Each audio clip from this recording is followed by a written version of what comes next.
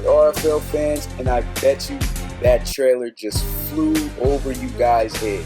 If you guys watched the original trailer, you see that it was the pro that was changing back into the college player. And on this trailer, on draft day, since it's you guys, this is your day, and you guys are going from college to pro, I reversed the trailer with reversed the words of what I said before. And man, I know that subliminal message just skipped y'all. That was just straight strategic thinking right there by your boy. And man, it's just crazy because I bet you guys weren't even paying attention to that it was the pros going back to college. And since it's you guys going from college to pro, it's shown college to pro now. And man, I was kind of hyped about that. I know you guys are going to be like, whoa, that just flew in my head too. That's crazy. But yeah, today is the day you guys have all been waiting for. It is the RFL Draft, the first ever RFL Draft. And I'm going to let you guys know right now, this is going to be a long video. The reason why it's going to be a long video is, of course, I didn't chop up the rounds by days. I actually went from round 1 all the way through round 7, and the way that I did it, just so it wouldn't take all that long, I only have where the announcer is going to announce the names, and I'm going to talk about only the people who submitted draft players instead of doing every individual pick like I intended to do in the first place. But I'm not doing that anymore because that would take way too long, and that's what I'm going with instead. So you guys get to see where you guys can pick that in the draft. You get to finally see what your new home is. You probably get to pick finally who your favorite team is, depending on where you get picked at. And this is the day I could not wait for it. And I know you guys could wait for it. So without further ado, let's just get straight into it, man. It is draft time, and I know you guys can't wait. I can't wait either. The day has finally come. Welcome to the RFL Draft, and welcome to your new RFL future.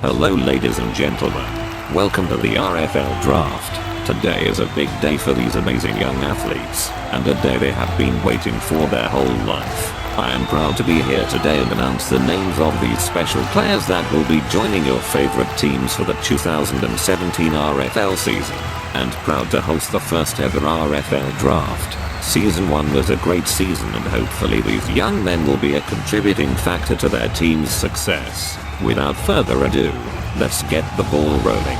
It's draft time.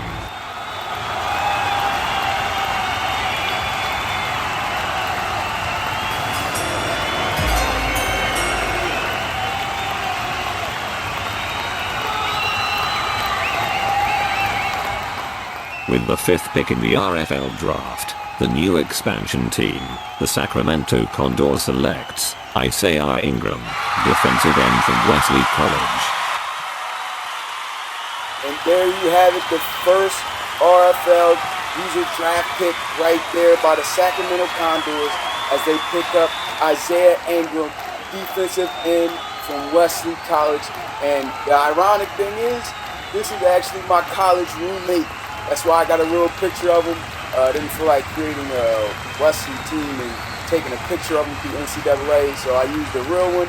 This guy's an absolute beast in real life, so I already had to put him on the draft board to be a high draft defensive end pick, but he ended up getting picked first, and he's going to be a problem on that defensive line and on the defensive end position. And you can see his height right here, 6'2", 255, but this guy, he is a finesser. He's not too much of a bull rusher, but he will finesse you. The guy damn near gets a sack every game in real life. Isaiah impressed at the combine, as you can see here, definitely showing his pass rushing ability. Ran a 4.740, a 32-inch vert, a 10-1 broad jump, showed his agility with a 4.22 20-yard shuttle, and 27 bench reps, and received a good combine grade of 7. Isaiah comes into the RFL with an 85 overall, 85 block shed, 80 tackle, and 80 awareness, and will be the starting defensive end on the right side of the defense. So congratulations to Isaiah for being the first ever RFL draft pick, and hope he has success during the regular season. Can't wait to see how well he does on that defensive line. Now after that, time to move on to the next pick.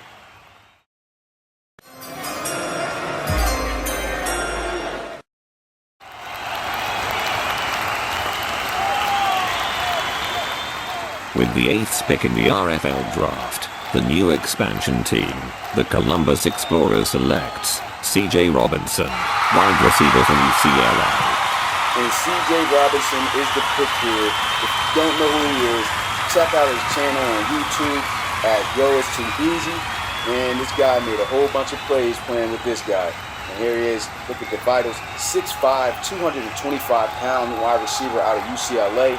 C.J. Robinson is a former Heisman Trophy winner, and his draft stock rose even higher when he won the BCS National Championship in a very close win, 50-44, where he had an unbelievable game with 14 receptions for 398 yards and 5 touchdowns.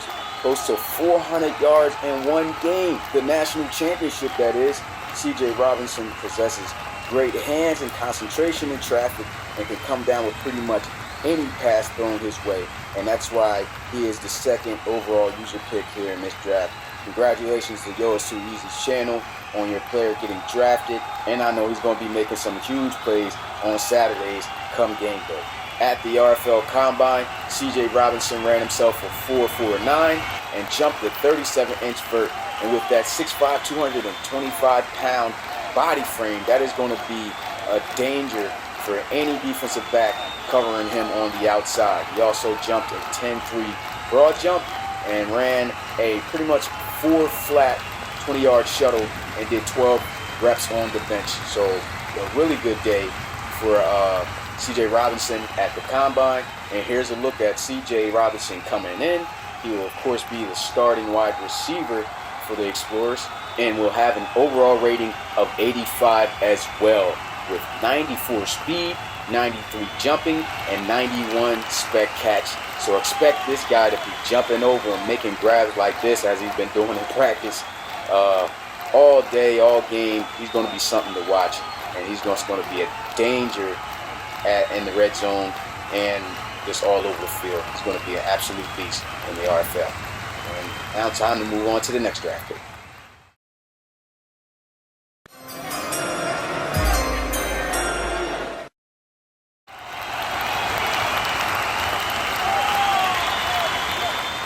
With the 9th pick in the RFL Draft, the new expansion team, the Salt Lake City Elks, selects Darius Martin, running back from Texas State.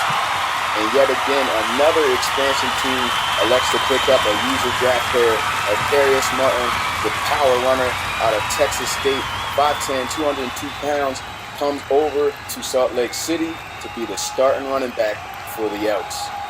At the Combine, Darius ran a 4.68 40, which had some scouts a little bit questionable about how fast he was running the ball.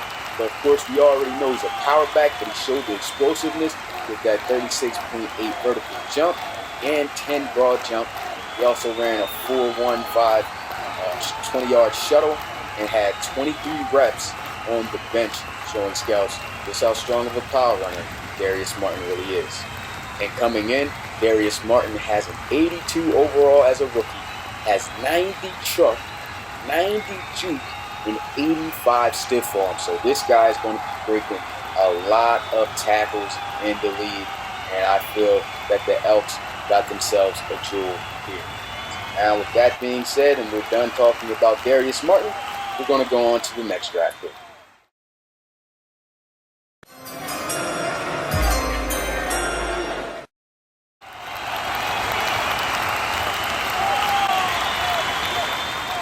With the 12th pick in the RFL Draft, the new expansion team, the Toronto Thunderbirds selects DeAndre Cain, wide receiver from Duke. And DeAndre Cain is the pick here for the expansion team, the Toronto Thunderbirds. 6 foot, 195-pound speed receiver out of Duke. He's going to add some serious speed to the offensive side of the ball and will be a deep threat for defenses to watch out for. In the RFL Combine, DeAndre Cain ran a 4.37 40, showing off his speed, a 37.1-inch vert, a 9.10 broad jump, even showing the agility that he possesses in the 20-yard shuttle, running a 3.94. And surprised scouts at the Combine with 16 bench reps, which is even 4 more than the 8th overall pick in this year's draft, C.J. Robinson, 6'5", 225-pound receiver. So that even shows the strength that Cain possesses at that position. So he looks like he's going to be an all-around package and a top threat for the Thunderbirds to rely on, and he will be the starting receiver in Toronto. As for his ratings in the RFL, DeAndre Cain has an 80 overall with 95 agility, 94 speed, and 92 spec catch. As you can see with those numbers, he's going to be burning guys deep for touchdowns, so he's definitely going to be a deep threat to watch out for. And that 92 spec catch, expect him to make a lot of miraculous grabs on any given game day. And that's it for the 12th overall draft player in the league. Now it's time to move on to the next draft pick.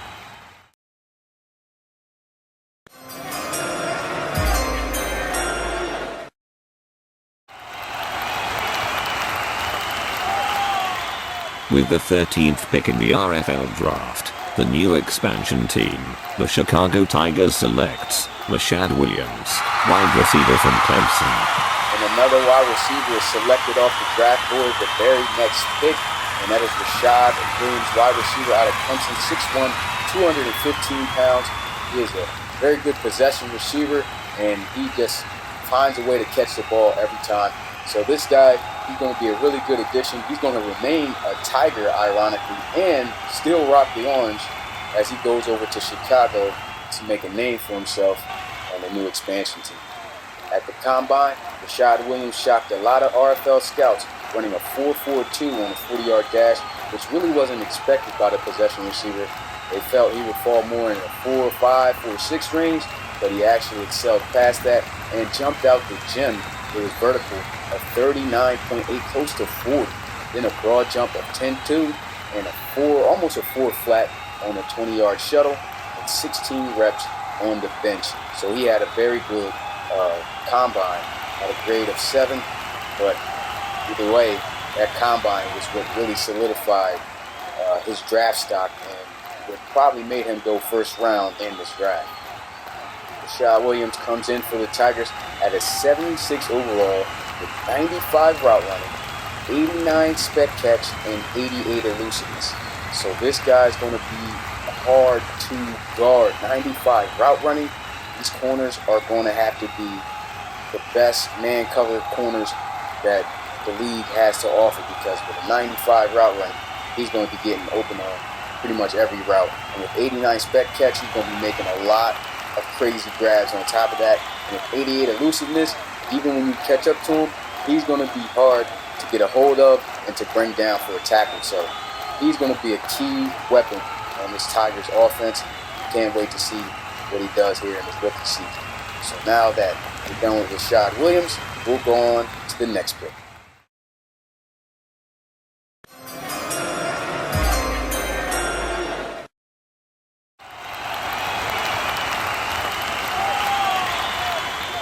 With the 20th pick in the RFL Draft, the Austin Armadillos selects Jake Wycheck, defensive end from McGill. Jake Wycheck is the pick here for the Austin Armadillos in the first pick for an original RFL team. Jake Wycheck is a 3'4", versatile style defensive end. And you can see he got some good size on him, 6'4", 266 pounds. Jake Wycheck at the Combine had received a combine grade of 6.9, running a 4.82 40 and a 32.3-inch vertical jump with a 10 broad jump, which is really good for a defensive lineman, and a 4.42 on the shuttle, and led all RFL Draft players with 34 bench reps. So this is a strong, solid defensive end coming in and actually starting for the Austin Armadillos, whose defense was far from terrible last year, and it just got even better. Jake Wycheck did not submit a draft photo, so instead we got him with this practice photo of his practicing with the Armadillos, and he comes in with an 81 overall, 91 strength, 89 power moves, and 86 block shed. So this guy is going to be trouble for the offensive line, and he's going to be hard to block as he can just power through you and just get around you with pure strength, as you can see from those ratings. Now we move on to the next pick in the RFL Draft.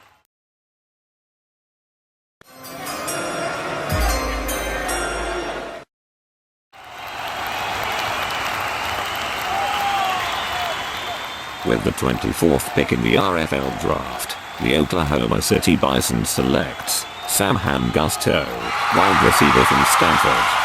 And finally off the board goes Sam Gusto, wide receiver out of Stanford. Yes, his name is Sam Gusto. Yes, he wore number 99 as a wide receiver in college, but this guy was an absolute beast for the Stanford Cardinals. This guy, 6'6", 230 pounds. The guy had freaking amazing hands, great size, great jumping ability, and even on top of all those ball tracking skills, even when he gets the ball, his elusiveness, his ability to make the defender miss was just as good as anybody else in the country.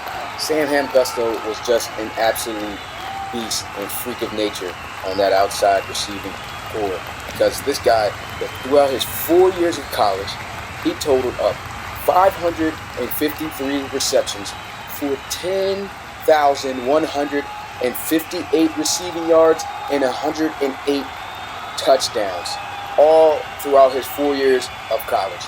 And in his senior year, he totaled up 139 receptions for 2,726 yards with 34 touchdowns.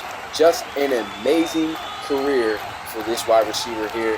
Don't know why he didn't go number 1 overall in the draft, but still, either way, it was always a constant battle between who was better, Sam Gusto or C.J. Robinson.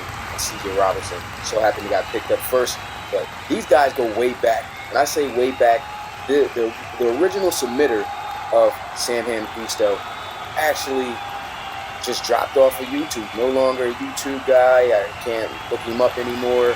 But this guy submitted him to actually going to the Backbreaker Football League, which I was running a couple years ago.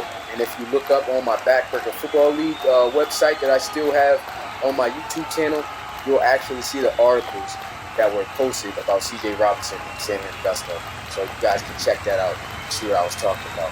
But the day has finally come. I hope that somewhere out there he gets to actually see this video to see where his guy landed and actually gets to keep up with his career as Bison for the relocation football. And as for how he did in the combine, he received a grade of 7.1, ran a 4.5 flat, had a 39.1 inch vert, 10.3 broad jump, almost a 4 flat on the shuttle, and 16 bench reps. So this guy showed pretty much all the explosiveness that the scouts was looking for, and now he is an Oklahoma City Bison. As a rookie, Sam Gusto comes in with an 85 overall, with 95 jumping, 95 catching traffic, and 93 spectacular catch. So this guy is going to be making all the plays pretty much that he was making in college, hopefully, and he should have a spectacular rookie season. And now the question is going to most likely get answered between who is better, Sam Gusto or C.J. Robinson, depending on whose rookie season is better. So they're both going to be under a very watchful eye this upcoming season. So now Oklahoma City makes themselves a great pick with Sam Gusto. Time to move on to the next draft pick.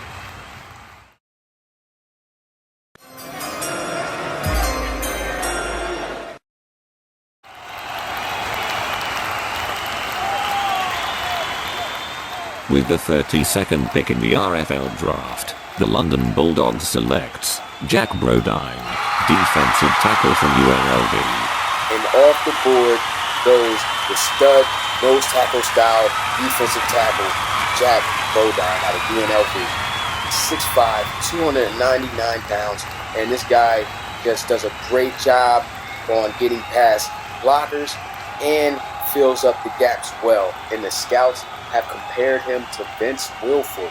So anytime you get a comparison like that, that means you're a beast up front, man. And Jack Bodine, the scouts feel that he's going to dominate and make big plays just like Wilfork in the Relocation Football League. And we're looking forward to see if he can do it. And for the combine, Bodine received a grade of 6.6, 5'12", 40, and almost jumped a 30-inch vert, and he jumped a 10 broad jump. So that shows the explosiveness that the big fella has up front. And he ran a 4.62 20-yard shuttle. And it was actually Jack Bodine who led all draft participants in bench reps at 39. So this guy possesses all kinds of strength and explosiveness. And I know that the Bulldogs can't wait to have him line up on their front line of defense. And for the Bulldogs, Jack Bodine comes in at an 85 overall with 99 strength, of course, with all those bench reps he did at the RFL Combine. 86 agility, which comes from those agility drills. He did excellent in those as well. And 84 block shed, which is pretty good for a rookie defensive lineman. And he's going to do nothing but get better in the RFL. So can't wait to see what kind of rookie season he has for the championship team. And maybe he can lead the London Bulldogs to another championship title. Great first round pick for the London Bulldogs. So that ends the first round of the RFL Draft. Now it's time to move on to the second round for the next pick.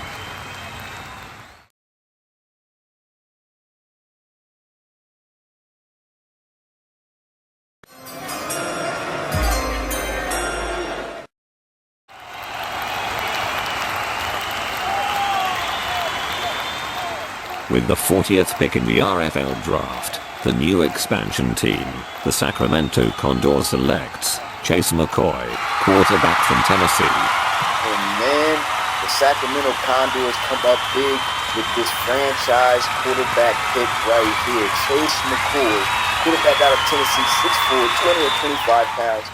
This guy is a beast. You guys already know who submitted him. If you watched him way back, and he did a little comeback also on NCAA 14, but he stopped. But he's here. He's in the draft. He gets picked up by the Sacramento Condors. This is a huge pick. I could not wait for him to join one of my pro leagues, and now he is in. Finally gets picked up and drafted.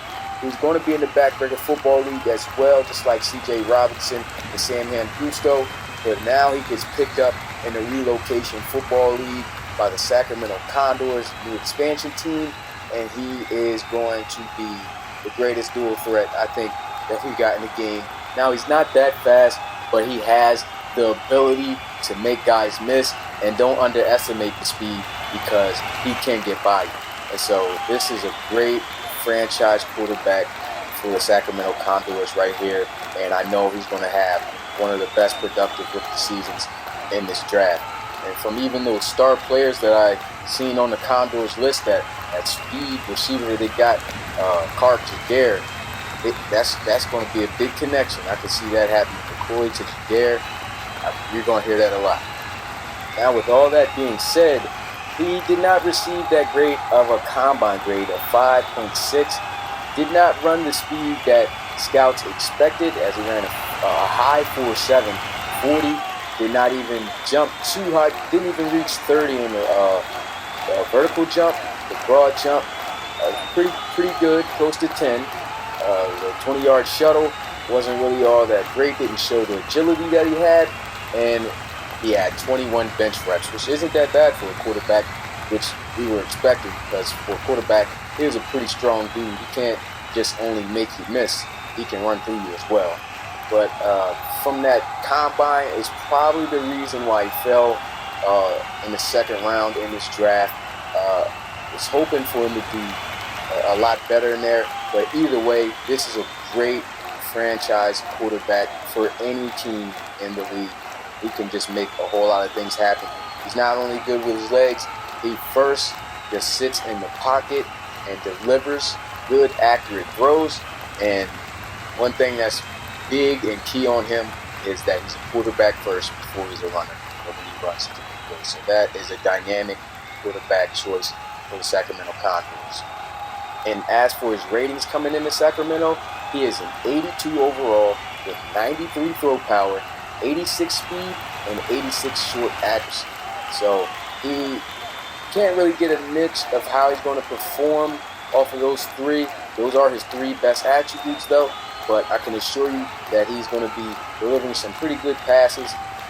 He has the speed to move out the pocket, and he definitely has the arm strength to zip it in to receivers in tight coverage. So he's going to be making a lot of good plays in this league. Can't wait to see him perform. Great choice by the Sacramento Condors. And like I've said many times already about this kid, he's going to be a great franchise quarterback. Now with Chase McCoy off the board, it's time to move on to the next draft pick.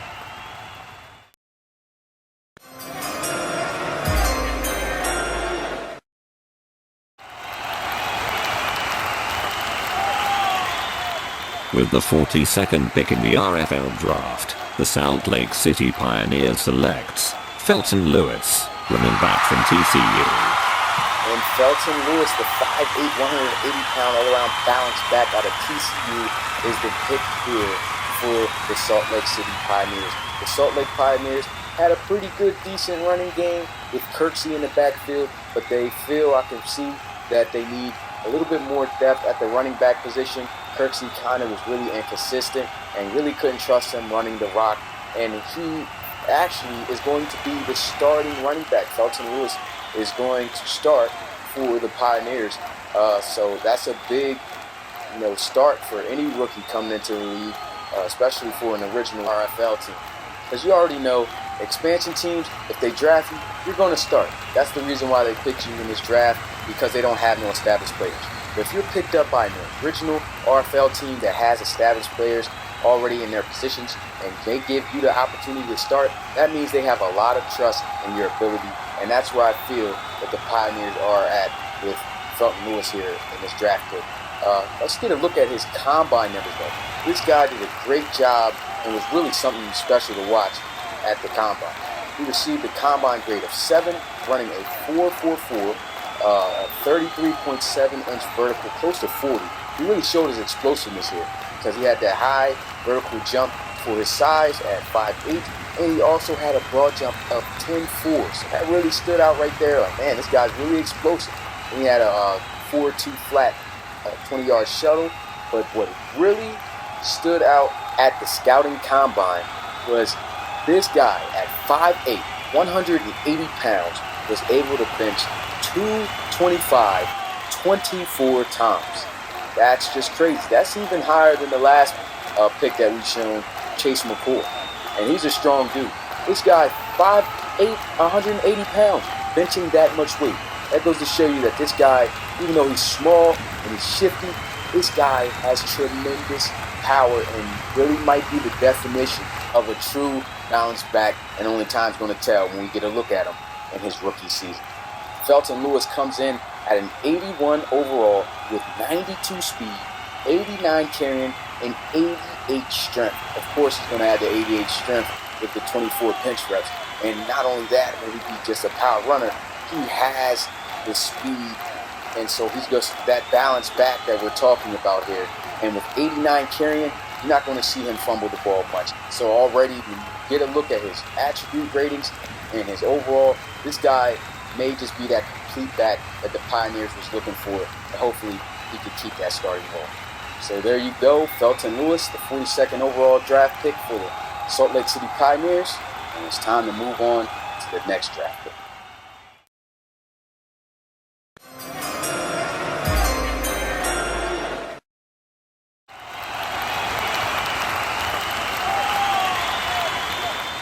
With the 49th pick in the RFL Draft, the Orlando Sentinels selects Trey Wilkins, defensive back from Michigan.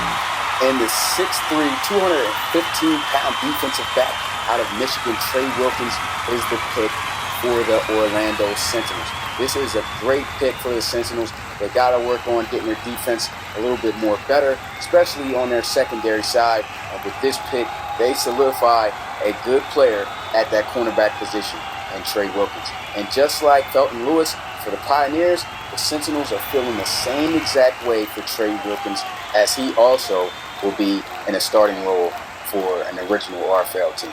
Trey Wilkins' defensive back skills got him compared with NFL cornerback Charles Harris Jr., as he is a taller cornerback than Charles Harris Jr., but this guy, his instincts is just incredible. At that corner position, he can pretty much sniff out anything, and he does a great job of coverage. Now, as for him in the combine, Trey Wilkins received a combine grade of 7.2. He was phenomenal. His 40 time wasn't really what everybody thought it would be. He ran a 4.58, close to 4.6. Thought he would be on 4.4 range, but either way, he still excelled in everything else, jumping close to a 40-inch vertical at 39.1, a 10 exact broad jump, almost a 4 flat in on the 20-yard shuttle, and 17 bench reps. So everything was good. The only thing that lacked was the 40 time, and that may have been a knock on why he fell in the second round. But with his instincts and ball skills, I believe he is a very good pick for the Sentinels here, and that helps them out a lot, tremendously, in that cornerback position that they need to fill. But now, looking at his ratings coming in as a Sentinel, Trey Wilkins is a 79 overall cornerback with 97 play recognition. I told you the ball skills, and it's just going to be there. He's just going to be able to make a lot of plays because he's just going to be able to read and react very well. He has 91 catching, which means if you throw the ball his way, it's going to end up just like his college pick that you saw, where he just taking it to the house, getting picks. I think he's going to come up with a lot of interceptions this year in his rookie year. And he has 90 speed, so that 4.58 that he ran at the combine had to have been a fluke.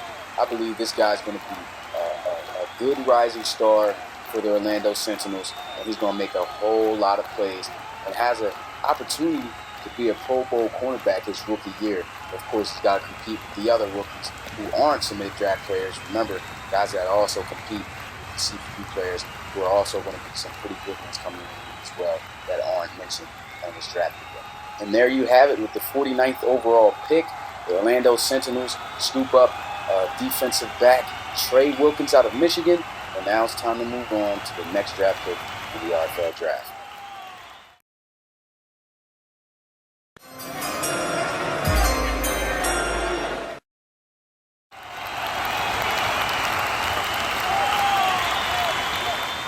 With the 52nd pick in the RFL Draft, the Austin Armadillos selects Earl Gibbs, linebacker from South Carolina.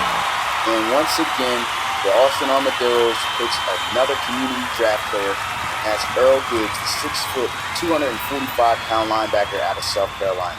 And what I got to say about Earl Gibbs is he shows a lot of flashes of being a great linebacker. He has the traits, he has the tools, he has the abilities. You can see it in some plays. But then again, sometimes you see plays where he's missing tackles, and he's just off. He's just inconsistent at the linebacker position, but he still falls in the second round, which isn't bad. But overall, he's a solid player, and I see that the Austin Armadillos have faith in his ability and believe he can be a great future middle linebacker for the organization. At the RFL Combine, he had himself a solid day, running a 4.62 40, which was expected. He's not the fastest linebacker, so he ran the expected 40 time from him. And his vertical and broad jump was what kind of stood out about him. They didn't expect him to jump that high on the vertical. He jumped to 36.2, but in the broad jump, he led every draft player and jumped the furthest broad jump in the combine with a 10.5. So he was very he showed some explosiveness, and so that might have really jumped out at scouts there. And then he ran a 4.38 in the 20-yard shuttle and had 21 bench reps. So this guy, I believe it was the combine that actually saved him and boosted up his stock a little bit more, because he was projected to go into the third or fourth round, and here he is in the second, getting picked up by the Armadillos. He will not be starting, unfortunately, but he will play the backup role behind their stud linebacker, Zachary Dombrowski. So they are going to be a pretty good, solid defensive core, and Earl Gibbs is going to have some time to play. And you for yourself can see on SLC Newman's channel his footage of his college career at South Carolina and see what inconsistencies that he had during his time at South Carolina that the scouts were kind of worried about. But overall, I feel Earl Gibbs is a pretty solid pick here for the Austin Armadillos. They already got themselves a stud linebacker, Zachary Dombrowski, but anything can happen. Injuries can come and go at any time. So I feel Earl Gibbs is a really solid backup for Dombrowski, and it's a pretty solid pick for the Austin Armadillos. And as for his attribute ratings coming in, Earl Gibbs is a 72 overall linebacker with 91 hit power, 84 speed, and 82 agility. Now, like I said, he has the abilities to be a dominant middle linebacker at times, but he's just inconsistent.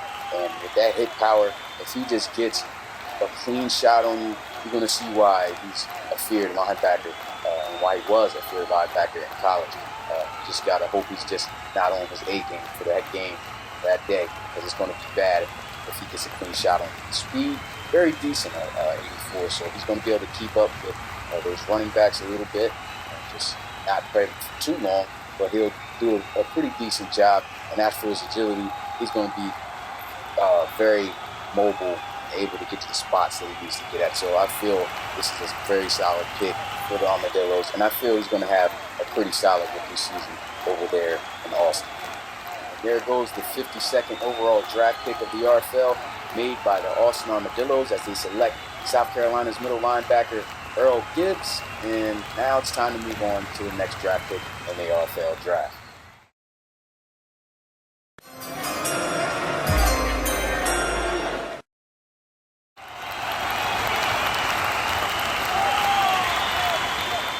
With the 57th pick in the RFL Draft, the new expansion team, the Toronto Thunderbirds, selects Leonard Corbin III, quarterback from Oregon.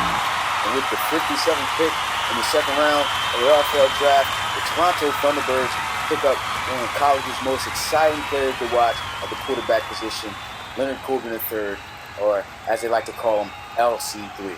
Now hopefully this guy isn't as hyped up as RG3 was, and he can actually go out and play and be more durable than he is in the NFL. So hopefully he can do that. But at Oregon, he was a great player to watch, made a whole lot of plays, won a national championship, and he was just one of the best dual threats in college football, up there with Chase McCoy, who got picked by the Condors. And hopefully you get to see them two face off against each other. But Leonard Corbin III, a great choice here as a franchise quarterback that the Toronto Thunderbirds decided to go with, and I know he's going to make a lot of plays for them. At the Combine, LC3 did not receive that great of a Combine grade, but he really didn't do all that bad.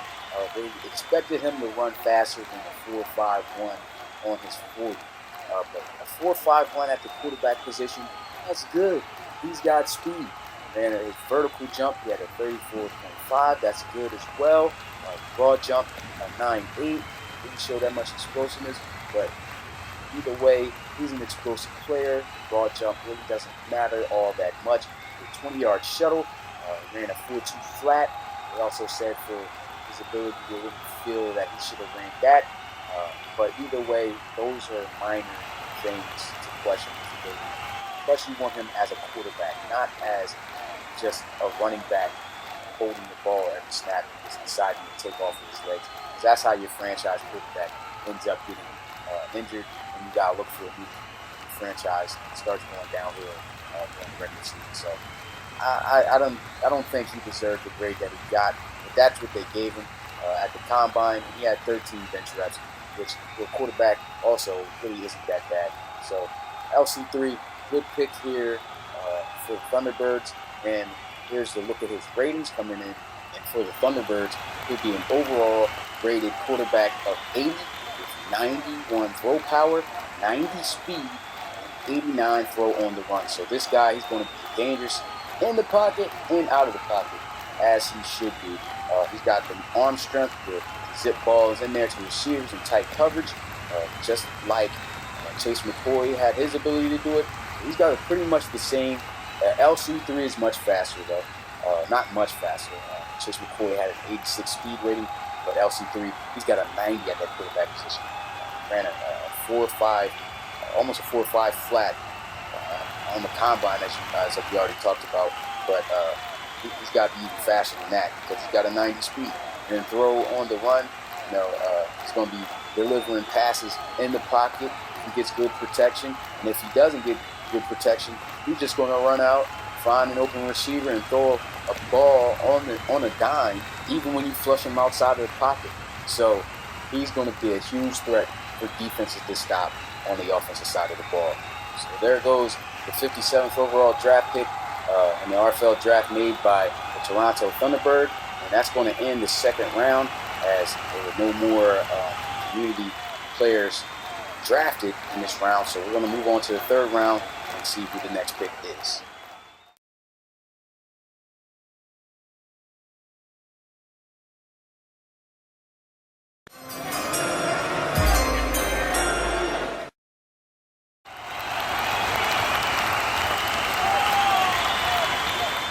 With the 83rd pick in the RFL Draft, the Toronto Huskies selects Corey Leonidas, running back from Hofstra. And there goes the first draft pick out of the third round of a community draft player. Corey Leonidas, running back out of Hofstra. Not much is known about this guy, as you can already tell, coming out of a small school like Hofstra. So not much I could say about this guy, but they compared him to a Danny Woodhead, and they think he's going to be a very explosive player in the RFL. As for how he did at the Combine, Leonidas received a Combine grade of 6.7, running a 4.6340, which didn't really impress that much. Not the fastest back. He had a 33.3 inch vert, which showed some bounce for the 5'10 guy. Almost jumped the 10 at 9'11. And in the 20-yard shuttle, ran a 4.22, had 19 bench reps. So a pretty solid combine for a small school guy. So he gets picked up here in the third round. Congratulations to him.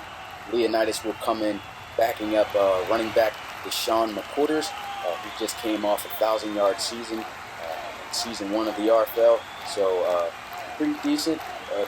The great thing is his attributes ratings. His attribute rating is actually higher than Deshaun McQuarters. So what that means is Deshaun McQuarters, even though he had a nice season last season, rushed for over 1,000 yards, he's in a hot seat, which means he's got to perform, or Corey Leonidas is going to be the one taking over there in Toronto for the Huskies. So he's got to be on his A game. And speaking of his attribute ratings, Corey Leonidas comes in with an 81 overall with 94 speed, 90 elusiveness, and 90 carrying. Whoa. You just talked about how he ran at the Combine. He ran a 4.68, but the guy has a speed of 94.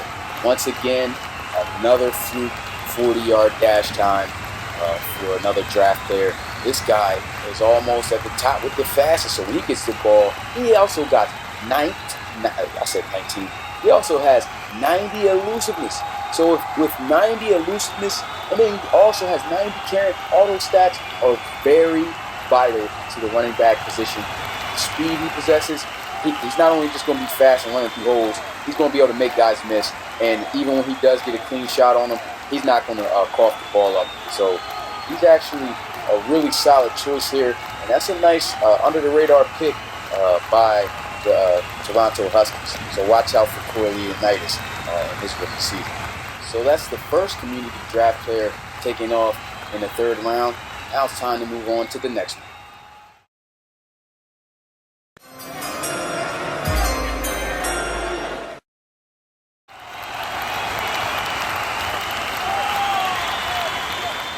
With the 84th pick in the RFL Draft, the Austin Armadillos selects Marty Watson, tight end from North Dakota State University.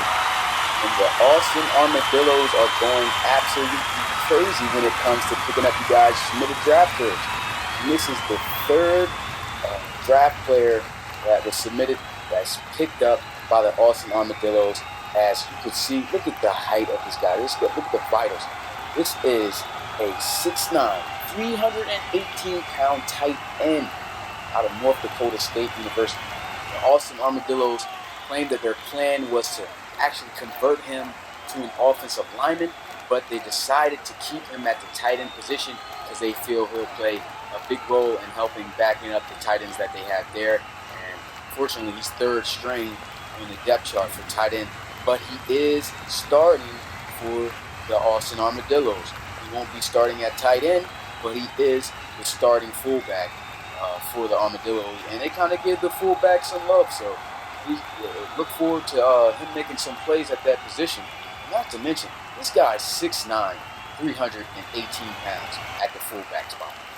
He's going to do an amazing job just going downhill and just setting up blocks for the running back. Depends on how fast he is, though. I don't think he's all that fast at the fullback position.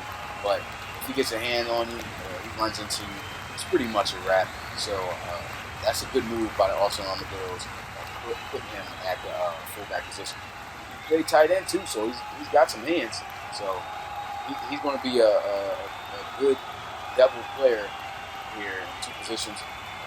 Hopefully he'll get some reps at tight end in the regular season. We get to see how good of a tight end he is.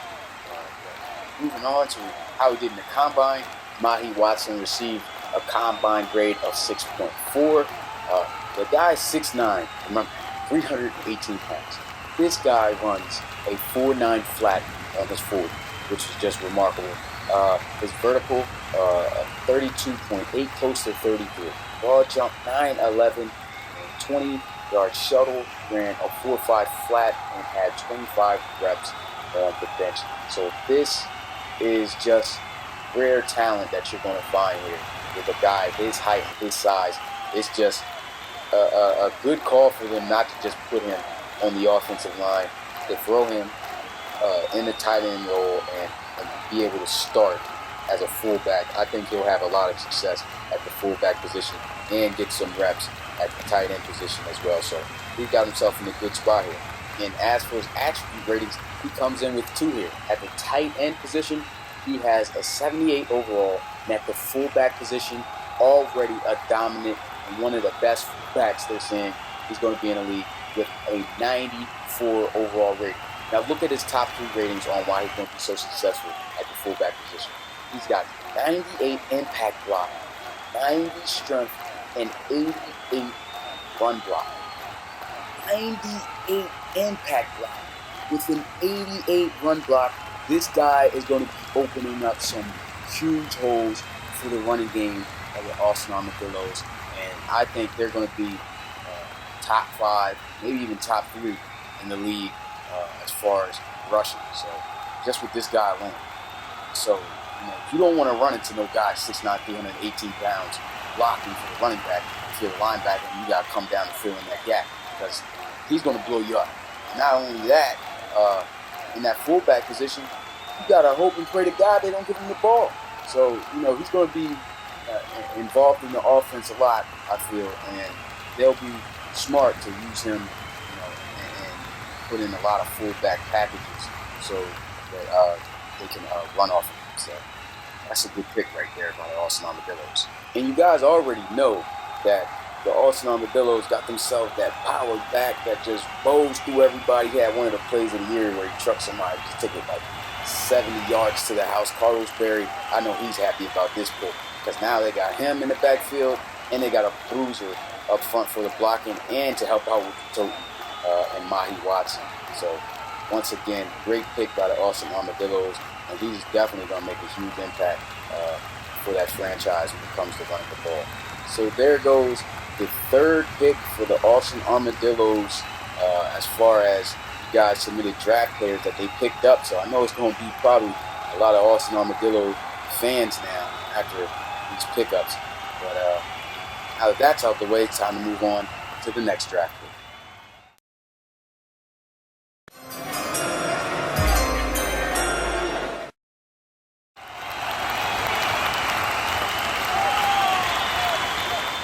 With the 85th pick in the RFL Draft, the new expansion team, the St. Louis Gunners selects Jake Cowser, offensive lineman from St. Good State.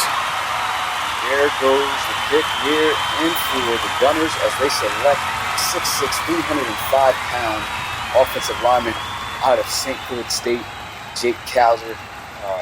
He had in his college career, he was a tight end, and they converted him to offensive lineman into his senior year, and now he is drafted as an offensive lineman here in the 3rd round. And you get a look at him, that playing that tight end position really helped him out here in the draft, especially in the combine. Here's a look at his combine numbers. Cowser received a draft grade of 6.8, and with his 6'6", 305-pound body frame, he managed to run in the 4s at a 4.95, and that is very impressive for an offensive lineman, especially that's coming from his tight end ability and him being able to move like a tight end and more so like those agile guys.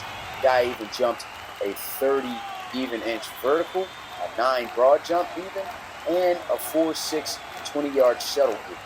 And the knock on him was that he benched 225 only 25 times, and as an offensive lineman, I mean, that's not bad, but they probably expected more, and that's probably why he dropped in the draft in the 3rd round, opposed to what they projected of him going into the 2nd or late of the 1st round. But either way, this is a good pick here for the St. Louis Gunners. And here's a look at his ratings coming in as a rookie, as he is an 82 overall offensive lineman with 99 impact block, very impressive, 93 strength, and 85 run block. So he is starting at that right guard position, and he is going to be a key offensive lineman for the St. Louis Gunners and a key part to their running game, especially if he's pulling. So that's going to be very dangerous whoever he runs into, as you might see a bunch of pancakes from him in this rookie season. So that's your pick right there by the St. Louis Gunners as they select the offensive lineman Jake Cowser. And now we'll move on to the next draft pick.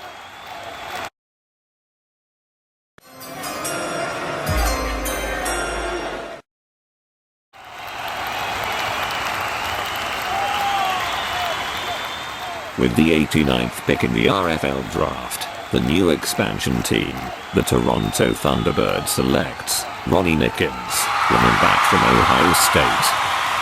And he was talking about the Austin Armadillos picking up 3 of you guys submitted draft players, and now it is the Toronto Thunderbirds following the same step as they select their 3rd player off the board from the community, as they pick up power back out of Ohio State, Ronnie Nickens, as he sits at 6'1", 231 pounds. Very good size, very productive back in college, and hopefully he can do the same as he did in college and make the Thunderbirds' running game something to recognize. So here's a look at how he did in the RFL Combine, which he did very well in, and shocked a lot of scouts as he received a combine grade of 7.1. And what he really shocked the scouts is running a 4.4 flat 40, which everybody expected at 6'1", 230 pounds. They gave him, he's probably going to run a 4.5, 4.6, something like that. But no, he runs close to a 4.3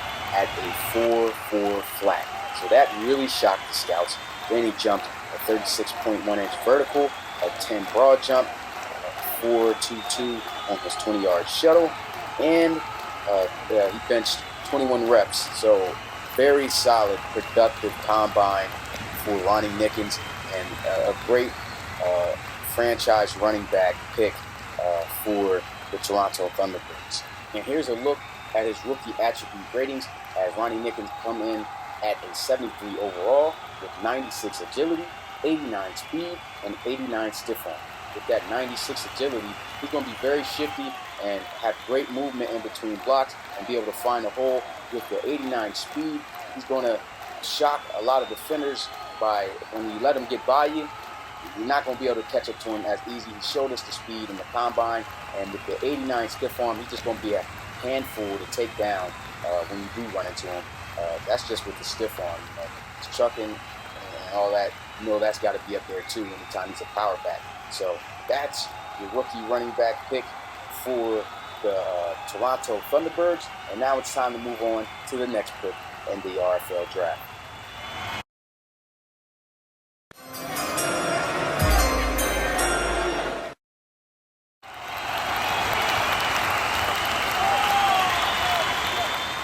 With the 93rd pick in the RFL Draft, the new expansion team, the Austin Desperados, selects Ethan King, defensive back from Alabama. And there goes the pick for the Austin Desperados as they select the 6'2", 220-pound strong safety out of Alabama, Ethan King. Ethan King had great scouting reviews as they compared him to Minnesota Vikings safety Harrison Smith. And they believe that he would be able to bring that type of ability and gameplay to the RFL Pro level. And I know that from those reviews and from his game film that scouts have watched, they feel that he is a great player and great choice in the defense.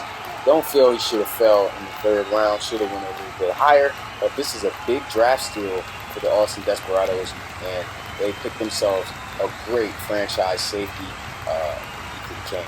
And this is how he fared at the RFL Combine, which he did excellent in. A lot of question marks were on this guy because they didn't really know exactly where he would be on the drills. They had a little bit of estimates, but they just weren't sure.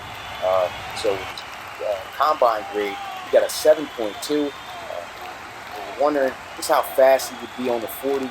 He runs a 4.51, which is very good for strong safety in that position. They were pleased with that. Scouts were very pleased with that right there. Vertical, he jumped almost a 40 at 38.3. Had a broad jump of 10.6, which actually was the furthest out. I said that Earl Gibbs jumped the furthest with a 10.5, but it's actually Ethan King with a 10.6. And then on the shuttle, he had a 4.19, and on the bench had 20 reps of 225. So a very phenomenal combine from Ethan King. Don't know why he's falling here, last pick in the third round. I feel he should have definitely been picked a lot higher in the first round, late in the first round, or at least in the second. But here he is, getting picked late in the third. He's a huge steal for the Austin Desperados, and I know he's going to have a great rookie season. Here's a look at his rookie attributes coming in for the Austin Desperados, and for his rookie attribute ratings, Ethan King comes in at an 81 overall. Told you he was a steal. Had 92 speed, 86 hit power, and 84 tackle. Those are great attributes for rookie strong safety. With that 92 speed, that's a shocker, just like his 40 time was in the combine. Scouts were very shocked. Like I said, don't know why he fell late in the third. He got 86 hit power, which means he's going to be coming down at that strong safety position. He's going to be laying the boom a good amount of times. And with 84 tackling, you don't find that many defensive backs with that high of a tackle rating. So he's going to be making a lot of tackles also for the Austin Desperados.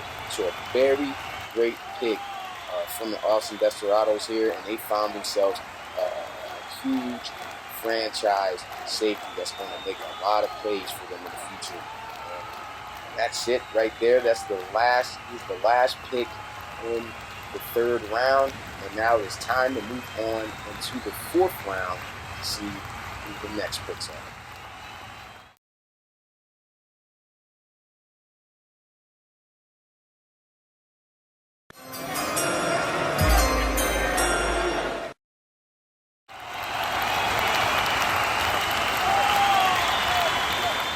With the 103rd pick in the RFL Draft, the new expansion team, the Mexico City Diablos, selects Chumlee, quarterback from Oklahoma.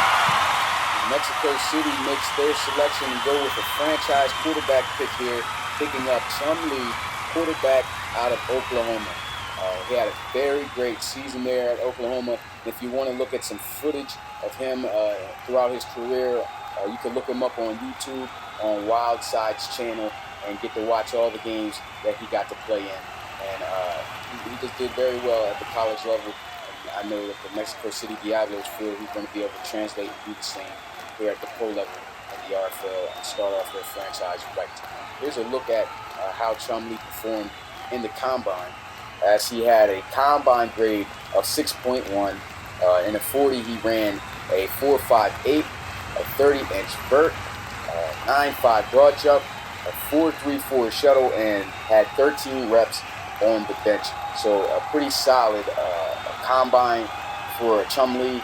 As what really stood out in those combine numbers was his 40-yard dash. Didn't expect him to run a 4.58. Thought he would probably hit. We knew he was a dual threat type of quarterback. Thought he'd probably run about a 4.6, 4.7, but instead he runs a 4.58. Still close to 4.6, but still he shows us that he has that dual threat ability, and hopefully he could bring that same intensity and gameplay to the pro level here at the RFL. And as for his rookie attribute ratings coming in, he comes in at a 72 overall with 91 throw power, 88 short accuracy, and 85 throw on the run. So with those attributes, he's got the arm strength, the 91 throw power, he's got the accuracy, at least at the short level that you guys go up, and with that 85 throw on the run, that pretty much solidifies that he's going to be able to do the same things as he did in college and be a pretty decent dual threat and franchise quarterback for the Diablos. So that's your pick by the Mexico City Diablos here at the start of the 4th round. Now it is time to move on to the next draft pick.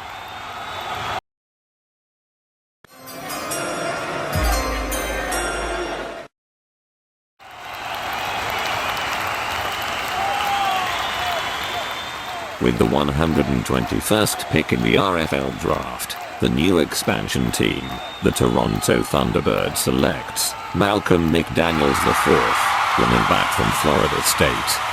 And the Thunderbirds make their 4th selection of a community-submitted draft player as they pick up a second running back, and Malcolm McDaniels IV, running back from Florida State.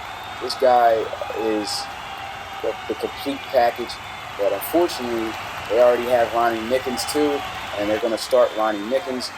Malcolm McDaniels is going to be the backup, but honestly, Malcolm McDaniels is going to be getting the 3rd down carries, and 1st and 2nd down is going to be Ronnie Nickens. So it's going to pretty much be a dual back offense. So that's going to be really something to watch, to be able to see these two rookies get a lot of playing time at that running back position. And maybe, depending on who does better, we get to see, who more so is going to be taking that starting role. And as for how he did in the combine, Malcolm McDaniels received a combine grade of 7.1, running a mid 4.4 with 36-inch vert, 9.11 broad jump, a 4.17 on the shuttle, and 20 bench reps.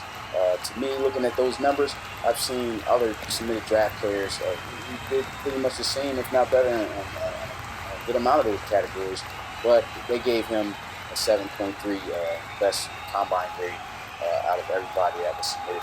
But either way, he is a great draft pick here for the Toronto Thunderbirds, and with him and Ronnie Nickens in the backfield, and they're running that dual running back type of offense, you kind of get an idea of how their offense is going to play out. I think they're going to rely heavily on the run here. But then you got to also remember they have Leonard Corbin III at quarterback, and they have the wide receiver DeAndre King. So this offense, honestly, is going to be explosive.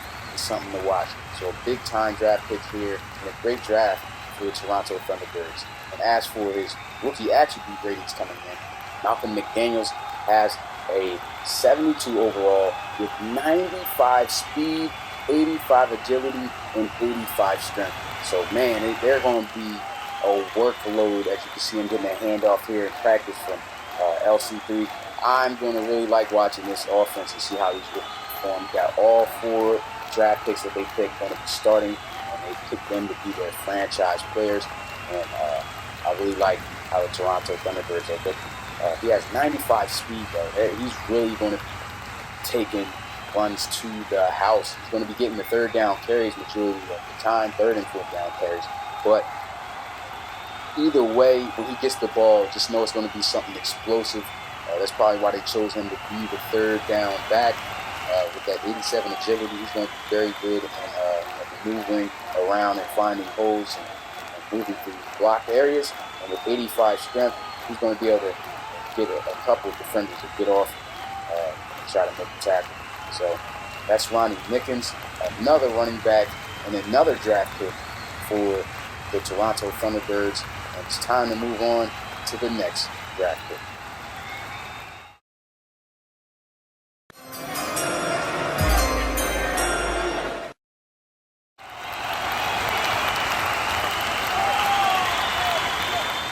With the 127th pick in the RFL Draft, the new expansion team, the Austin Desperados, selects James Erickson, quarterback from Texas State. And James Erickson, your submitted draft player, is finally off the board, my friend, as he gets picked up by the Austin Desperados here late in the fourth round. Now, I know he's probably wondering, like, dang, how'd I get dropped down so low? But, he's a small school quarterback out of Texas State. He knows that. We talked about it. 6 foot, 205 pounds, undersized for that quarterback position as well. But he possesses a lot of abilities, and I believe he's going to be a good franchise quarterback for the Austin Desperados. So congratulations to James Erickson and finally getting drafted here in the league. And go ahead, check out his YouTube channel at Cringe James Inc.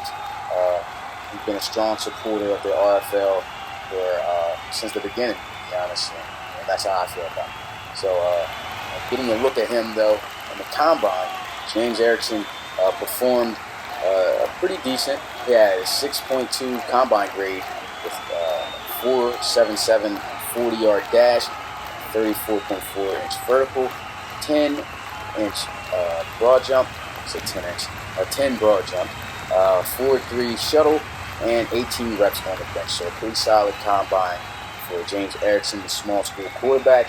And as for his attribute ratings coming in, James Erickson is a 65 overall with 86 throw power, 77 short pass accuracy, and 74 awareness. Now, this kid, he's got room for improvement, as you can already tell from the overall, but he has the ability, depending on how he performs with the starting quarterback role in Austin. So it all depends on him whether or not that he gets better or not. So that 65 overall, you can't go off of that. Like I said, a lot of my old videos while I was running the RFL is that you don't know what you're going to get. The overalls really don't mean anything. The way that the sliders and everything is set up, you don't know how a quarterback with a 65 overall is going to perform one day compared to 85. He might be better. Just don't know. It depends on who you're playing. Like I said, attributes really matter. And I make sure that I put the right sliders for that so that you get the most realistic simulation football style gameplay broadcast. So it all depends on how he performs. See if he can lead the Austin Desperados to success. So that is the Austin Desperados franchise quarterback pick right there as they pick up the small school quarterback out of Texas State, James Erickson, and that ends the fourth round of the draft. Nobody was picked in the fifth round, so we're going to skip to the sixth round of the RFL draft and see who the next draft pick is.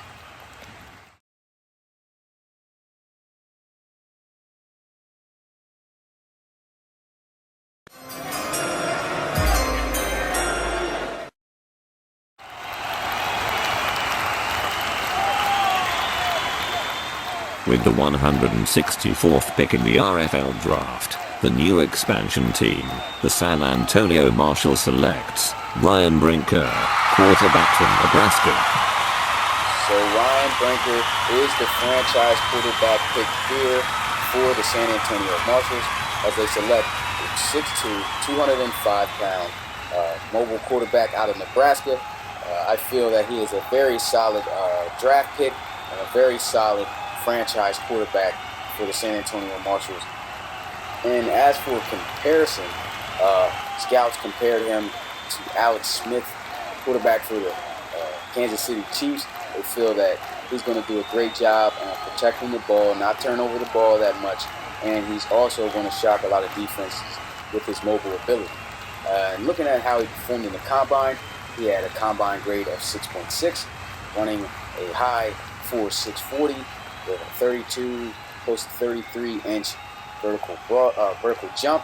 The broad jump, he jumped a 9.11, a 4.11 in the shuttle, and had 16 bench reps. So pretty solid combine for Ryan Brinker, and didn't do him no damage, but he does fall late here in the 6th round. I felt he should have at least fell in the 3rd, probably 4th, something like that. He is a sleeper quarterback. Don't know why no teams picked him up, but hey, San Antonio Marshalls actually picked him to be their franchise quarterback, so he will be starting in season 2 for the San Antonio Marshalls, and I can't wait to see how he performs as a rookie there in Texas. And as for a look at his rookie attribute ratings coming in for the Marshalls, Ryan Brinker is a 78 overall, so they get themselves a steal here late in the 6th round. He has 93 throw power, 90 agility, and 87 short pass accuracy. So he is a solid rookie franchise quarterback for the San Antonio Marshalls, and I believe he's going to have a tremendous rookie season. And so that's the pick for the San Antonio Marshalls, and it's a good one, a great franchise quarterback they got on their hands, and now it's time to move on to the next pick of the draft.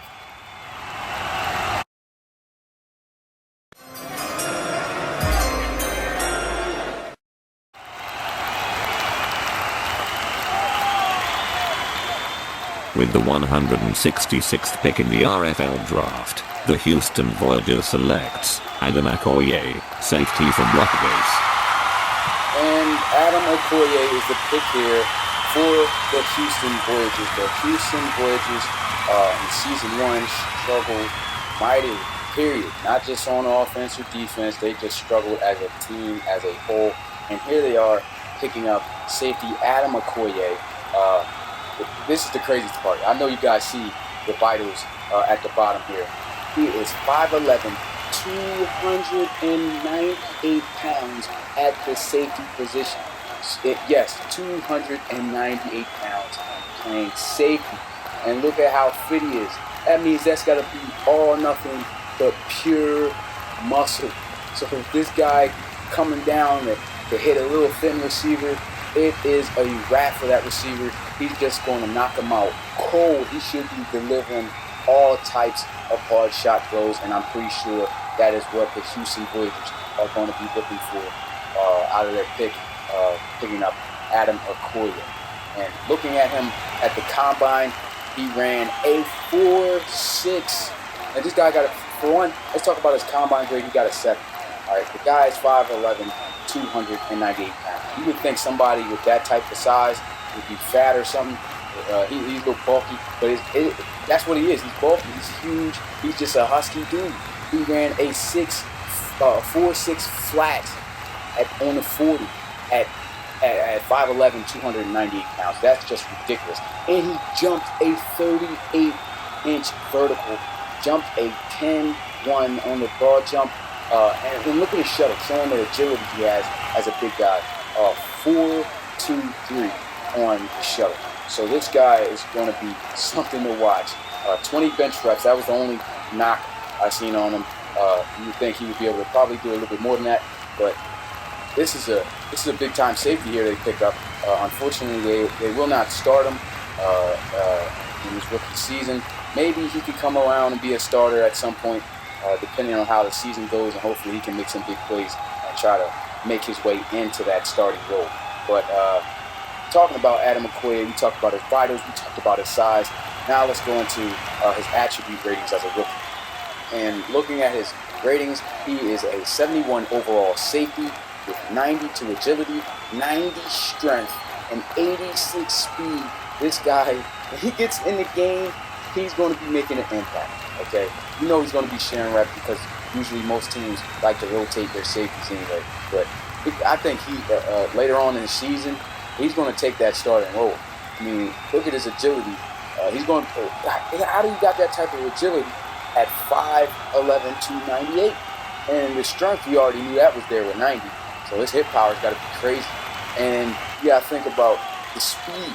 So if he's this fast, when he runs into a ball carrier, it is just going to be a hard day for that guy. He might not even live, because that's a lot of mass that is moving at you to bring you down at a fast rate. So he's going to be blowing guys up. Hopefully we see him blow some guys up. You never know. Guys like this could be a bust. But the way he looks and the way he played at Rutgers, I doubt that he's going to be a bust. And I think he's going to take that starting role and be a starting safety for the Warriors. And to be honest, I don't know how in the world this guy falls in the 6th round. With the speed and size that he has at the safety position, he doesn't even look like he's 298 pounds. He's just that solid. So I can't wait to see what he can do. This is an ultimate steal at that safety position for the Voyagers. And expect him to make some big hits and some big plays over there in Houston. Since we're done talking about Adam Okoye, it's time to move on to the next draft pick.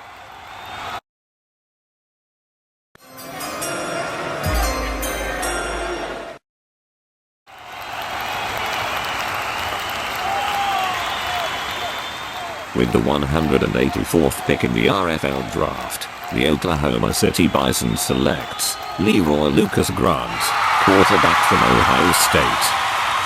And the Bisons come up with a huge backup quarterback pick right here with Leroy Lucas Grant out of Ohio State. Hopefully he can turn into a star someday. But there's been a lot of knocks on Leroy Lucas Grant. Grant. A lot of people don't think that he would be that successful at the quarterback position because they think that he just isn't really consistent when it comes to ball delivery and just making good decisions. But either way, here he is. He's getting the shot here. He gets drafted. He's picked up by the Oklahoma City Bisons. And you already know that the Bisons have their starting quarterback at Hobart, but they pick up a good solid backup quarterback here in Leroy Lucas Grant. And he comes out of Ohio State, so hopefully he can be the next Dre Crowell for the relocation football. But look at him in the combine. Leroy Lucas Grant had himself not too good of a day at the combine. He received a combine grade of 5.7. He did run a good 40 though. He ran a 4.58, so that's really decent. That's actually pretty decent. But other than that, everything else was downhill. He didn't even jump a 30 on the vert. He jumped a 9.1 on the broad jump, which isn't bad. Shuttle, it was 4.23, which wasn't bad either, and 13. So really, he didn't do all that bad. But the vert, and to be honest, also the vert really isn't that good. So he didn't really do all that bad at the combine. But a lot of scouts just didn't like the fact that they feel that in his college career, he was just an inconsistent decision maker at the quarterback position. He just wasn't able to perform at the level that a lot of scouts thought that a pro quarterback should. And so here he is getting picked up in the 6th round. I still think he's a good quarterback pick. And I just hope that he shows the scouts that they were wrong about him, and he gets his opportunity to play, be able to run with it. So I think he's a good pick for the Bisons. And here's a look at his attribute rating coming in as a rookie. He is a 67 overall at the quarterback spot. He has 86 short throw accuracy, 82 speed, and 80 throw power. The throw power is the knock, and that was another question mark about him in the draft. He did not possess the arm strength that you want your starting quarterback to have, and he might struggle in the league when he gets his opportunities and being able to get the ball fitted into receivers. who has tight coverage, because there's going to be tight coverage in this league. They got some good defensive backs that's going to be able to stick on the receiver, and it takes the good throws from the quarterback to be able to make a completion and make plays. And that's really what the knock was on him. His arm strength, really not all that great. He has the speed, he can do things with his legs. He has the accuracy short, but his deep throw just isn't there. He doesn't have the arm power. But still, this is a good backup pick here for the Bisons. I think he's going to do a good job if Hobart goes down off of injury, and can't wait to see how he performs this opportunity. So that is the pick for the Bisons. Time to move on to the 7th round of the draft.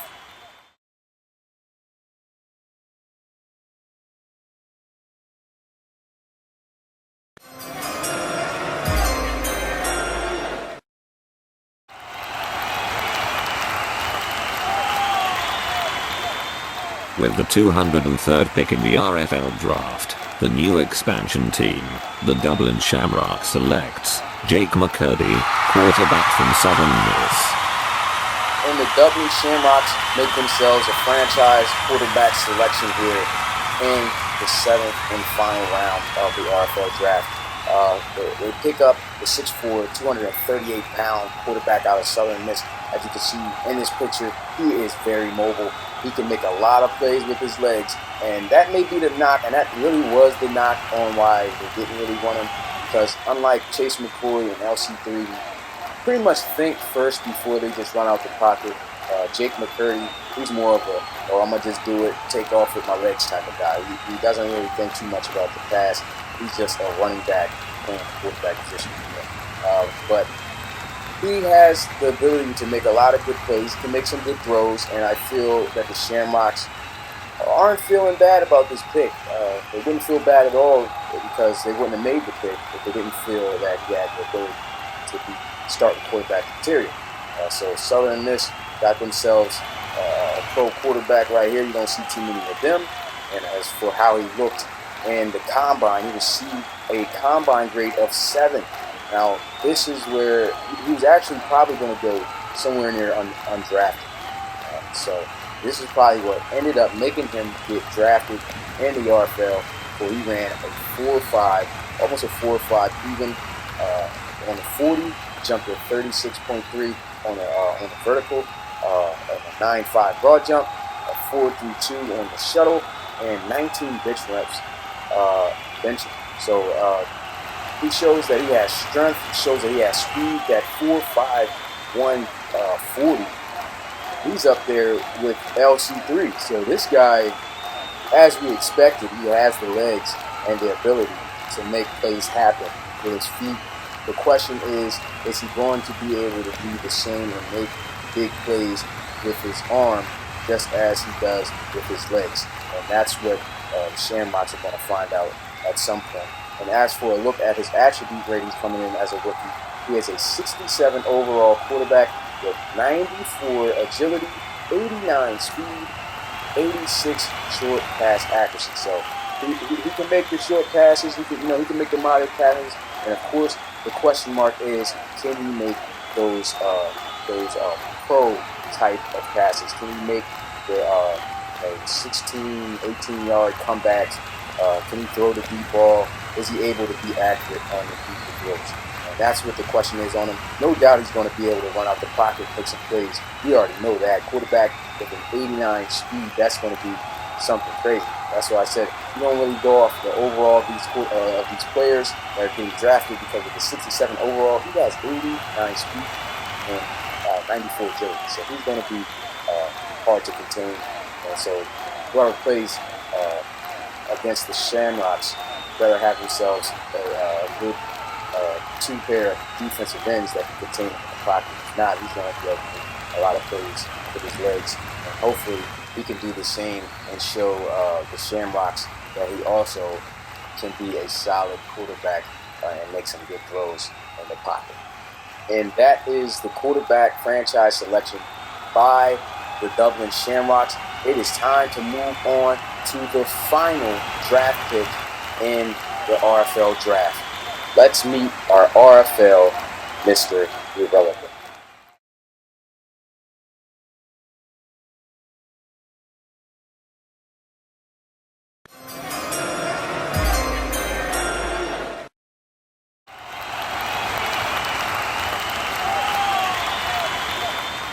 With the 209th pick in the RFL Draft, the Orlando Sentinels selects Irvin Thomas, running back from UCLA. And there goes the final submitted draft player off the board here in this year's first ever RFL Draft. The first ever mystery relevant of the RFL is a good one. And it is the 6'1", 190-pound back out of UCLA, Irvin Thomas. I don't know how this guy fell to the last user pick. I don't understand that. But the reason why I kind of see why it did happen, though, a little bit, is because he was a power-style running back. And, I mean, we got some power-style running backs that got drafted, but they just felt that he didn't have that ability to be a starting quality running back. So the Orlando Sentinels, I believe they just felt like, well, shoot, if no expansion team wants to pick up Irvin Thomas, we'll have him as a backup running back. That's what he's doing for the Orlando Sentinels here in upcoming season 2. And when you look at his combine numbers, he had a combine grade of a 7.1. Still another reason why to say, how did this guy fall to the last pick here? He ran a 4.5 340, a 3.62 vertical jump, and a 10.2 broad jump with a 4.18 in the shuttle, and 17 bench reps. He had himself a solid combine. So I feel this is probably one of the biggest jewels in the draft that the Sentinels could have picked up. And I feel he has the quality to be a starting running back. And he's going to be backing up DJ Whitfield. So it'll be a good competition. I believe they're going to give him a good amount of carries. So can't wait to see what he does with his opportunities. I believe he's going to see a good amount of time on the field for the Sentinels. And he's right there with Trey Wilkins. So 2 user picks right here picked up by the Sentinels. And so when we look at him, even and with his rookie attribute ratings, he has a 73. So for the last pick in the RFL Draft, the guy got a 73 overall rating. And that's better than some of the players that's been picked already. But the thing is, of course, it's a different position. You never know. Just still never know how they're going to play out. He could play like he's an 80, a 90 overall running back, or he could play like a 60 overall running back. You never know. The attributes, like I've said many times, don't really do anything. But when you look at his top 3 attributes, he has 90 spin, 89 juke, and 72 carrying. Now that is a knock on him. They said he fumbled a lot while he was in UCLA, and the carrying rating right there shows a 72. He looked like he might cough the ball a good amount of times. But he has the ability to make a lot of defenders miss with that 90 spin and that 89 juke. So I really think that this is a great pick here for the Orlando Sentinels, and I feel this has got to probably be the best Mr. Irrelevant out of any draft in the world, because I think he's going to have a productive season. If he gets the rock, I think he's going to be able to make a whole bunch of plays for the Orlando Sentinels. Can't wait to see him in action, and that is it, y'all. The draft is finally over. It's been an hour and 30 minutes that I've been talking. An hour and 30 minutes of this presentation. The draft finally over and done with. I can't believe it. I told you guys it was going to be a good presentation. I told you I was going to make it as realistic as possible with the announcer and everything. So that is it, y'all. Thank you guys for coming through. Thank you for your draft players. And I'm going to go ahead and let the announcer close this one out. But RFL Commissioner here, Smitty, had a lot of fun. It was a good day. And, you know, I'm really trying to build up this community. And I can't wait to see how big this channel grows, this league grows in the future. So see you guys next time. And like I said, I'm going to go ahead and let the announcer close this one out. I guess I'll call it good. Go ahead, close it out, Dan. That concludes the first ever RFL Draft. I want to thank the audience for their attendance and congratulate the young men whose names were called today. You've earned it. See you all at the RFL season opening kickoff the 3rd of June. I wish every team in the new expansion teams the best of luck in Season 2 of the RFL. Goodbye and see you next time.